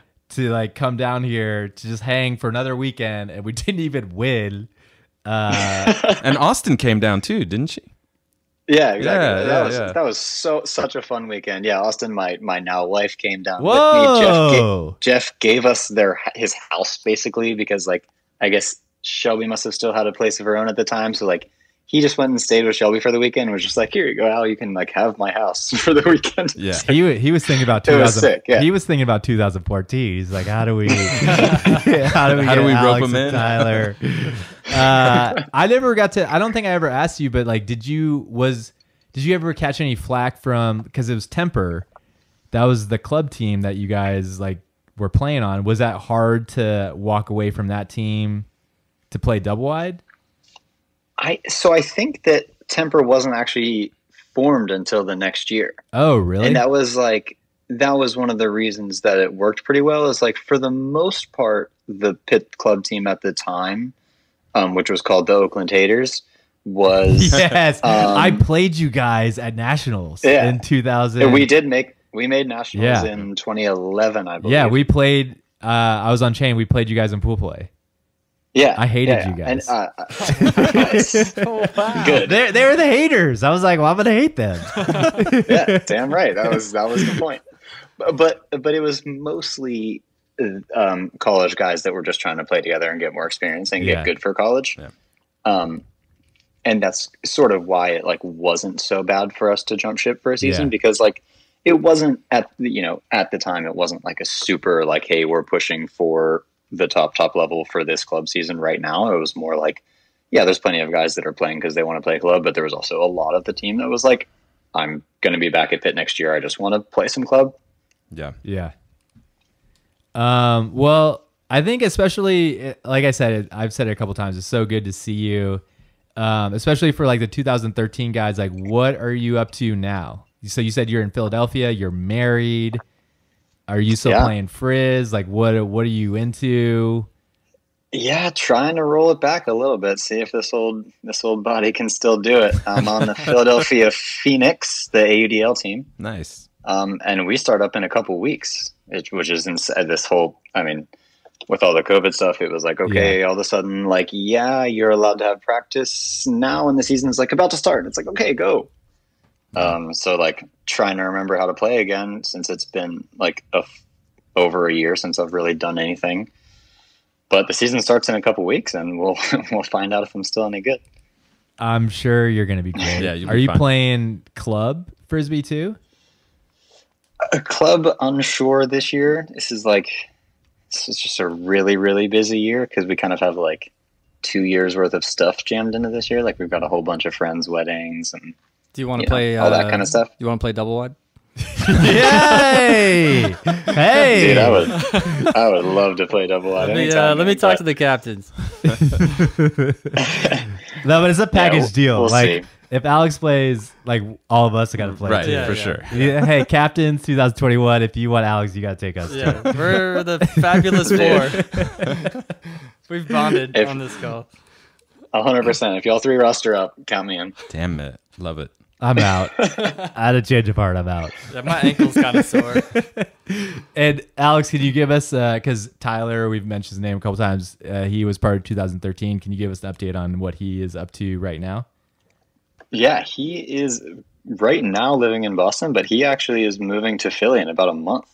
And we're going to be neighbors again. Which is sick. Oh, that's awesome. Nice. Yeah. And he's doing well? Yeah. Yeah, he's doing really well. His girlfriend just got a job. She's in pharmaceuticals. She is going to be working outside of Philly here, so they're moving down. And yeah, it's all working out perfectly. Pharmaceuticals. Tyler's girlfriend, can you please sponsor our next episode? I know you got that money's. Yeah, we'll run through the list of side effects real quick. May cause. Yeah, let's read through all the side effects of whatever drug it is. We'll get it all. Say it super fast. Alex, if you could text Tyler about that, that'd be awesome. Yeah, no problem. Max, anything else you want to say? Just like things you remember about? Oh man, I think Alex was one of the guys. He reminded me a lot of Tank because there was just this positive, infectious energy. Like just playing with you and like at mini camps, like whether you made a mistake or whether someone else made a mistake or we lost the game, it didn't really matter. Like Alex always had just like this positive aura about him. Like, the Dave Chappelle show where like Prince walks in and he's got this aura. That's like that was Alex, man. It was just it was a blast. It was a blast playing, and I always loved playing with people because Doublewide was the only club team I ever played on. Right? So bringing other people in that had played high level on other teams, I thought was awesome because you just get a different perspective. Like I remember we started incorporating some of their run plays into our offense because their run plays were sick, right? And they were super effective. And I remember, I think it might have been at the U.S. Open. I don't know. Was your coach down at the U.S. Open? Because I remember going to a bar and talking to him at some point. And what's your coach? What was your coach's name? Nick? At Pitt, Nick Hasmerick. Yeah. He was definitely there. Okay. Yeah. And I just remember, I don't know. I mean, I loved that aspect of bringing other people to the team but Alex, like specifically, like Jake, he's an asshole. Kurt is a great dude, but but Alex was Alex like always... is the kind of Alex. We talked about Tank a little bit, and Max compared you to him. Tank, he revealed that, or it was revealed that he would be smiling in the back of the sack, like in like critical vert stack plays. And I don't know that we have footage of this, but I feel like I would check my back court. I look behind me and I'd see you smiling. I think that's plausible. Yeah. I get the connection there. Well, it was just Tank was always like a positive person, right? Right. Yeah. Like he Yeah. he never had a negative thing to say, and I just felt the same way about Alex. Like he was always just a positive person to have around, and just always uplifting teammates, which is something that is every team needs those guys for that's sure. high praise. And I mean, not to mention the fact that he was a killer, Yeah. right? Yeah. He was a stud. Like he was, I mean, killing it on the O-line like all season. So, Yeah, man. Well, thanks, guys. I appreciate that. I'm glad you thought so, because we're out there playing frisbee. We're not getting paid for that stuff. I'm just trying to have fun for sure, at the end of the day, right? Like, Yeah. let's do it. no doubt. Yeah. And your dad bought us a ton of sandwiches after our pool play games at Nationals. I was like, this definitely was worth it. He was so happy about that too. Oh man, It your was- dad. I mean, Yeah, it was. I could tell. He was just smiling ear to ear. He was like soaking it up on the sidelines. He wasn't playing, but he was just so happy to be there. And Oh, yeah. I was like, man, these guys, good people. It was so much fun to have you on the team. Yeah, for sure. yeah, thanks, dude. I appreciate it. I still look back at that. That was one of the most fun seasons of my life for sure. I was just like so grateful you guys gave me that chance. Like, it was so sick. I was still like, that team was so good. Like you mentioned before, man, it was rough how we lost, because I felt like we were really, really, Yeah. really good, and We I were thought we primed, could have gone man. all the way. For But sure. Yeah. Yeah, we were just But- unlucky. Like Will Driscoll got hurt, Tank was banged up. I mean, we didn't have that luck when it came to health that year. So Yeah. oh yeah, I mean, there's always 5 or 10 teams that are amazing, and at the end of the day, it comes down to what happens on those last couple of days. But For sure. But we had the gas, dude. I mean, we could have gone all the way with that team, and it was a bummer to lose, but it was still so much fun to play. yeah. Well, Alex, thanks again for chatting with us. Like I said several times, so good to see you. For sure. Good to reminisce about that season, and learn a little bit more about how you and Tyler ended up on the team. So Yeah. it was also good to hear like what you're up to right now. Good luck in the AUDL season. Yeah, thanks. Yeah, thanks for having me on, guys. Yeah, It's man. great to see you all again. It's great talking Hope to you. everything's good for you down in Texas. Hell yeah, man. It was great to see you, Alex. Later, man. Later, man. Catch y'all later. Later. That was cool talking to Alex. I'd never met him before. Alex Thorne? Yeah, he's a super cool guy. He is like Very that. cool. That tank comparison is pretty accurate, because I was just thinking, like, if I had been him and y'all called me, I'd be like, what? What? And he was, You want to pay for my community college? but he was solid, man. Yeah, he's a great guy. I mean, just like even hearing his voice, like it just reminds me of that. Yeah, his vibe. Yeah. He's got a great vibe. He's got a really good good vibe. energy. No doubt. So to pick back up on your story, I mean, recruiting was critical, I think, for getting Doublewide over the hump. And so part of your story is that 2012 national championship team, because you captained 06 to 11. 07. 2 11. To Yeah, yeah. Oh, sorry, 07. 07 to 11. Right. Yeah. And Five seasons. 5 seasons. The math is weird, but it's 5. Okay. Didn't captain in 2012, but your fingerprints and like building the team, it's all over it, right? Was it a conscious effort to establish relationships with people, or is it just something that kind of came along from being around the game and knowing who's available and kind of like what opportunities they had to play? Because like for Jake, Dallas was they played North Texas, K-Rich, they're doing their North Texas thing for a little while, but when they exited that, there wasn't like a really strong Dallas Open team. If they wanted to play Open in Texas, Doublewide was the best chance, because they were traditionally a co-ed city. Like a lot of their best players are playing co-ed. Yeah. Did you see that and kind of try to jump on it? Did you have a sell, or you just kind of like, how did those things kind of happen for you? I think that, in all honesty, part of what I saw was all the other best club teams were recruiting, right? And I felt that Texas had talent, but Austin wasn't going to get it done. The talent coming out of one college, UT's perennially phenomenal, but it wasn't going to get Doublewide to a place that we ultimately want to be. As competitors, you want to win. You want to be on the mountaintop. And so I just saw all the, like Sockeye, for instance, is a great example. Like back in their heyday, they were recruiting Carleton like crazy, right? Yeah. Plus all the great players that were already in the area. You mix those together, and they've had a phenomenal team for a long time. Same thing with Revolver, right? Revolver wasn't just great because of some Stanford and Cali players, right? Yeah, they were bringing in Colorado. They were bringing in Bo, right? They were bringing in Martin Cochran. They brought in Mac. Mac, and so you see that, and you're like, okay, so we need to do something similar. We've got great homegrown talent, but to add to that, you need to bring in some studs, right? And you need to kind of consolidate the talent that's already in the state of Texas, right?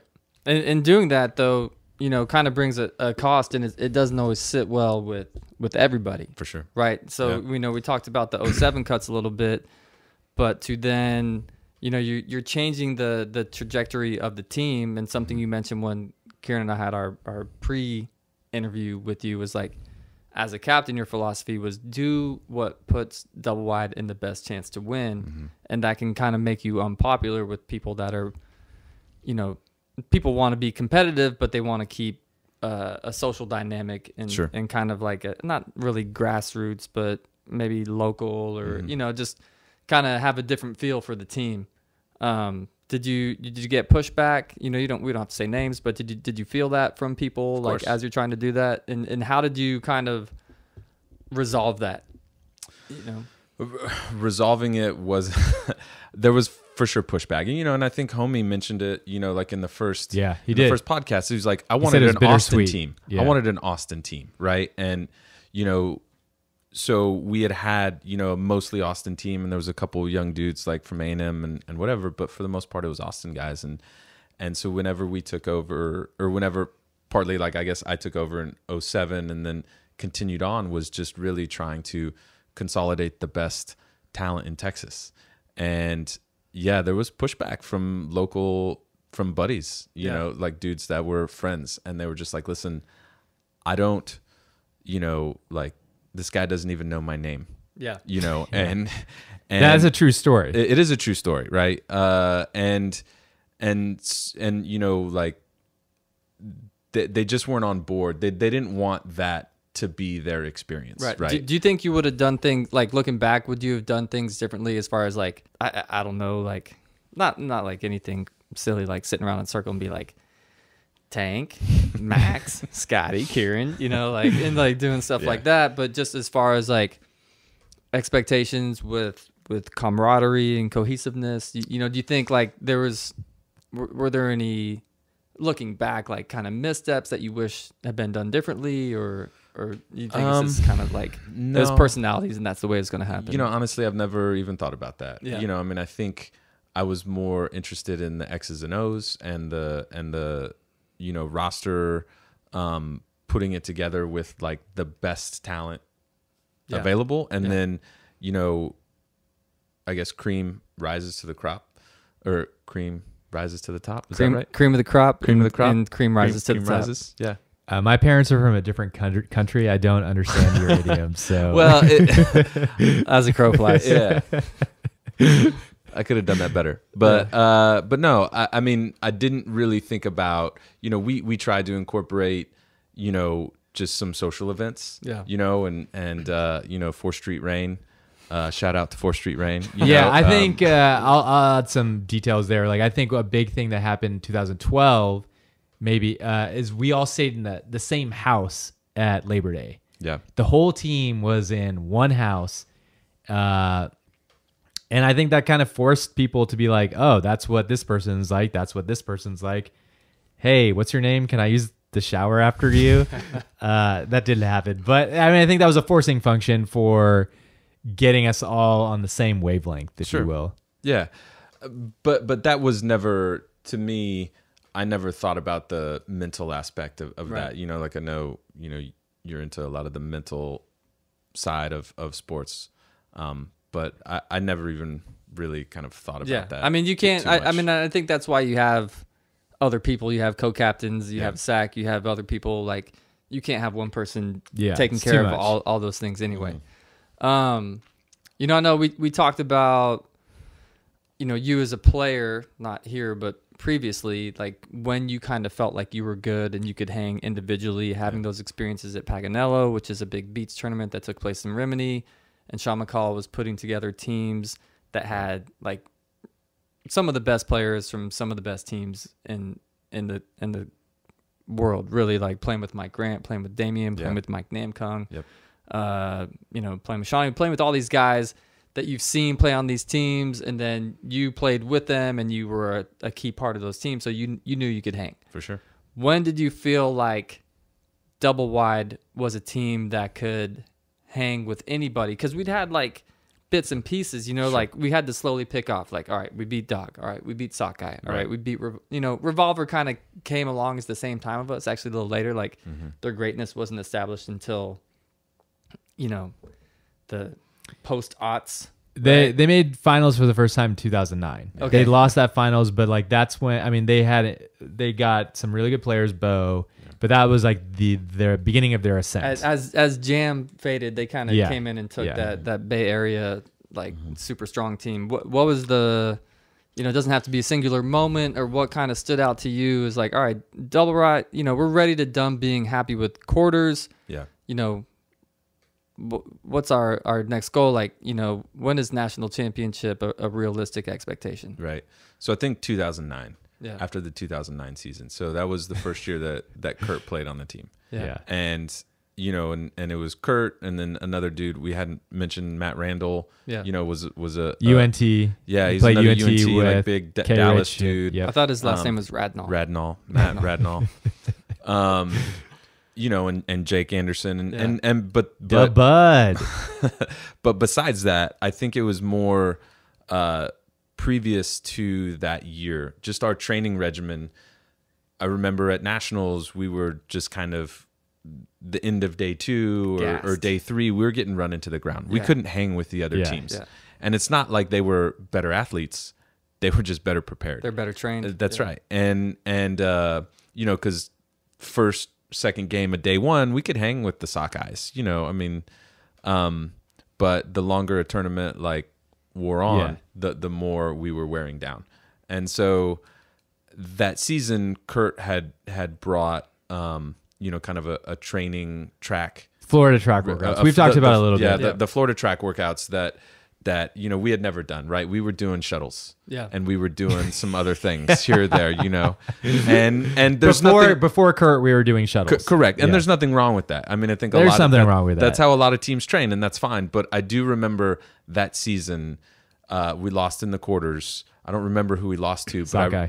Okay, Yeah. but I remember thinking after that game, I was like, it's not because of it. No more is it because of our training. Like Yeah. we can run with anybody. I can play 2 more days. Well, of we had Frisbee. to win out. We had to play out, and we took 5th, Yeah, and we could Right. because We had the legs. we had the legs. we had the legs. Yeah, I think another thing, and we meant to talk about it with Tank, like the sorry, so you're talking about the training. the training is when I knew we can run with anybody. Yeah. And we if we can add a couple more pieces of talented players, we can hang with anybody. Yeah. And then I think there was another shift in mentality, and I wasn't there for it. But when Nationals was only held at Sarasota, like traditionally we stayed at the Palm Bay and Beach Club. Right. And then what year did you make the shift to stay at the hotel instead of like doing people cooking and signing up for duties and doing this extra shit? You're like, no, we're here to play. Yeah. We're going to eat at Chili's, Right. and we're going to come back, and our Sure. focus is on the field. And the fields are 5 minutes away. instead of doing a 40-minute commute Right. from the beach. What year was that? that might have been 2010. Okay. I think that's right. I think that was 2010. It was the first year we did it, and that was the first year we made semis. So you go semis. And yeah, semis, and then won in the finals, and I think that was the first year we made that switch. Yeah. And I think which is- that's a big one, because then it kind of turns it from like, I mean, there's a lot of pieces, right? You know, you have the talent, you have the training, and I think like gradually these things make the shifts. Like it would have sucked our first year of double wide to stay at the field to go 0-16 and be at some hotel. Oh, Yeah. got little breakfast. Yeah, let's go out to the fields again. Yeah. You know, not have Anybody want want to throw? but I think like as those expectations shift, like that's a natural thing to do. And not to say that a team that stayed out at the beach never won nationals, but I do think it just kind of like indicates a change in the mentality of what you're going to do. With It does throw things for a loop, though. If you ever win nationals, you're staying at a hotel like across from the fields. Because after we won, we were like, "Well, what do we do?" And I think I don't know who did it, but it was like on Expedia or something. Like, let's just get this room. And we were in like the trashiest room possible, but it was the most fun. I think it was me, you, Max, Tank, and Scotty. Like we were all in one room. Yeah. And Rory. Rory Sorta. wasn't awake. We're not going to show that picture. Yeah.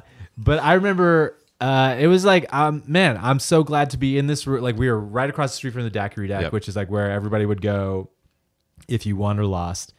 And I was with like people I'd been on the team with forever, and it was great. I also had stopped at a gas station to get bagel bites, so I was like with my friends, and I had a lot of bagel bites. You're on top of the world. And I had a gold medal. I mean, That's I was right. like, what else? What else could you want? Yeah. I can die happy. I was pretty happy. There you go. We don't have a whole lot of time left, but I want to touch on a couple things. Yeah. So you mentioned you had to play in the semis. 1 year that you lost. Yeah. That was like a disappointing For sure. event, Yeah. right? You had a chance to tie the game at 14s. You're going upwind, or was it an upwind downwind game? I don't remember that game being super windy. Okay, but anyway, it was a chance to tie at 14s. Yeah. Kind of probably push it to a 2-point hard cap situation, and you turned it over. I did. When you got back into the same position the next year, how were you approaching that mentally? Were you thinking anything like, okay, you know, I'm back here. This is where I want to be. This time I'm doing it, or like what was your thought process going into that? Man, I played frisbee a lot with just like a 3-second memory, right? Yeah. If I made a mistake, it wasn't something that I typically held on to that often, right? You know, we talked about a game where I had like 3 turnovers in a row, and that kind of messed up our seeding, you know, for nationals and regionals, sorry, in 06. But for the most part, like those kind of things didn't drive me. Right. It didn't drive me. So like the next year when we played Revolver again in the semis, I wasn't even thinking about Right. the You're just on your prep, we're like just playing. your prep and confidence that you have from For that sure. year. Right. And in the semis, you had a sweet catch. Like a big That was a year later against Ironside. Oh, that was a year later? 2012. Yeah. Yeah, 2012. Yeah. Yeah. Okay, so 2010 was the turnover. 2010 was the turnover the first time we made semis against Revolver. Okay, then 2011 2011 Revolver. not as close. They just housed us. Yeah. Okay, and I then, said murdered in episode 2, but we can say house. house is fine. Yeah. and They crushed us. then 2012 you had a big catch, at a critical time. It was. Yeah, it was 12, and you know, I just got lucky, right? I mean, you know, Timmy threw it, and I had some steps on the defender. I don't remember who it was in the Ironside Clown. I think his name was Johnny Douchebag. Yeah. It was Rusty and Goldsmith. Same thing. AKA.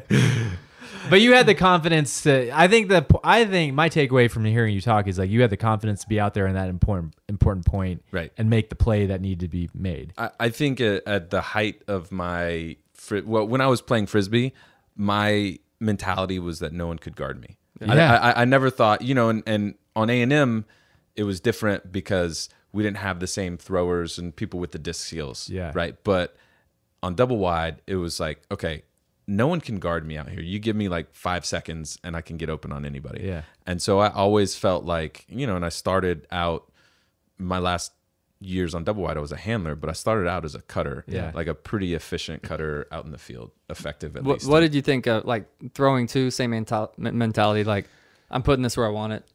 No, I actually never thought I was really that great of a thrower. You know, I thought I was a good, mover of the frisbee. Right. Like I could break the mark pretty well, but I was never good at hucking. I was never, like I liked to scuba, and I just really liked moving the frisbee quickly, and I thought that was my best attribute as a handler. Well, I thought you were a pretty good thrower. You also had the best no look backhand throw through the zone. Yeah, that's why we're popping right now. It was. Alfie may didiagree. Here's a Salad may late disagree, stalling but- 10 question. Who's a better popper, me or Kieran? Ooh. Don't answer that. Here, think about that. You get. I also think we need to wrap up the show. Okay, all right. Here, like a couple last things. So Yeah. if we get the rights to the footage, we'll show it. I looked at that catch today. It was huge. It was like definitely late in the game. Yeah. And 12-12. when you caught it, like it was not an easy catch. It got tipped. You had to accelerate quickly, lay out, and could have weirdly like landed with the disc. Like I think it kind of folded under, and could have just like popped out. Sure. And that was awesome. And it was a semis game. You had a big crowd, and that had to feel awesome. Yeah. How good did it feel, in that run to win nationals? Like how satisfying was that for you? For sure. I mean, I think about it all the time, right? And I think because I was always competitive growing up in just sports, but my team, the teams I were on, were never like champions, Right. Yeah. right? And so when you get into a sport that you love, like Ultimate was certainly the sport that when I look back, that I loved the most. Yeah. And I never thought when I first started Doublewide that we would ever be that good. I mean, when we'd go to nationals, we would get murdered, right? Yeah. I mean, and so I didn't housed.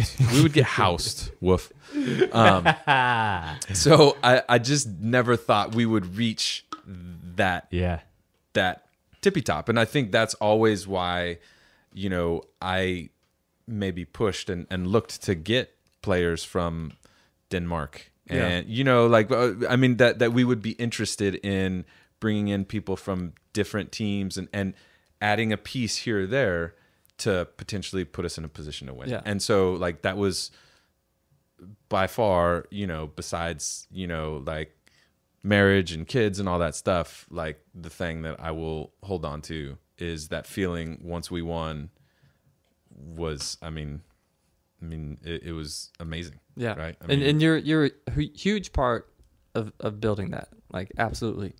And I was like, I think it was satisfying. Like Keith talked about it. He cried. I might have teared up. I don't think I fully cried. But I think for people that played, and it's something that, it's the only one that Doublewide has. They've been back. But obviously once you have that, no one's taking it away. Oh, for sure. Yeah. There's no 6 year of eligibility that's going to get the championship revoked or anything like that, or what do they call it? Vacated. Sure. But yeah, you're an amazing part of Doublewide for a long time. And I think I mentioned on the first episode, like to be able to recruit, you have to have a culture and a team that people are attracted to come to. And I think your leadership style and just like kind of the vibe of the team in general was a place that people were cool coming on. Like, Thorne mentioned very welcoming to like step in and just like hit the ground running with the team. And a lot of that has to do with the veterans and leadership and just general team vibe. Well, I appreciate that, but it wasn't just me. It was the whole team in general. I think it's a very welcoming. Ultimate in general is a welcoming community, but I think Doublewide for sure is. It was just a great bunch of dudes. Yeah. The core of the team that was around for all those, like we added some pieces here or there every year, but the core of the team was just a great set of guys. Yeah. Yeah, it was a good foundation. For sure. Yeah. Kieran mentioned we should probably wrap it up. We play that. What's that? The Dave Chappelle, like he's got that button that you hit, the wrap it up Wrap button. it up, B. Chappelle Wrap it up. Man, there's a lot more that we could talk to you about. There's a lot of stories, but I think we've hit on some really cool things, and hopefully, said what we need to say about your contribution, your years on Doublewide. One thing you did mention to us about the show is having a segment or a thing to wrap it up. Yeah. And one thing, a sign off. Yeah. How do we sign off on this show? Because you listen to the episodes on the road. I did. We need to make it clear to America, besides the outro music, that it's over. Yeah. I think we should harmonize. Okay. Are you ready? Yeah. Papyrus.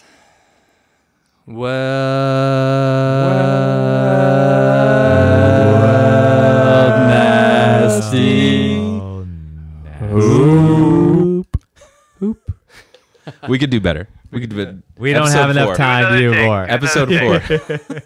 All right. Well, let's go. I'll go well, then you're well. Sure. And then let's nasty hoop at the same time. Are you, Yeah. are you jumping in this, Hogue? I'm going to try to take the very top. Yeah. Okay. Well,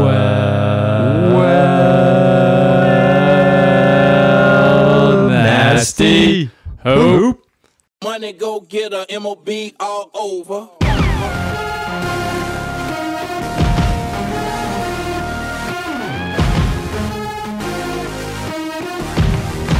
MOB all over.